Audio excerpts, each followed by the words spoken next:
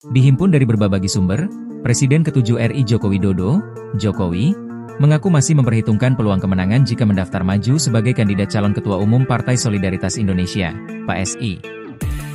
Jokowi mengaku tak ingin kalah jika telah memutuskan untuk memperebutkan kursi PSI 1 yang kini diduduki anak bungsunya, Kaesang Pangarep. Ia masih dalam kalkulasi. Jangan sampai kalau nanti misalnya saya kalah, kata Jokowi, Rabu, 14 Mei 2025. Di sisi lain, Jokowi mengaku masih memanfaatkan waktu untuk mempertimbangkan apakah dirinya akan maju menjadi calon Ketua Umum PSI. Jokowi mengatakan, sistem pemilihan e-voting yang memberikan setiap anggota partai hak suara untuk memilih calon Ketua Umum memberikan tantangan tersendiri. Dan sampai saat ini dirinya belum mendaftar. Sebelumnya, PSI berharap Jokowi maju untuk mendaftarkan diri menjadi Ketua Umum dan memperebutkan pucuk kekuasaan partai berlambang mawar merah itu.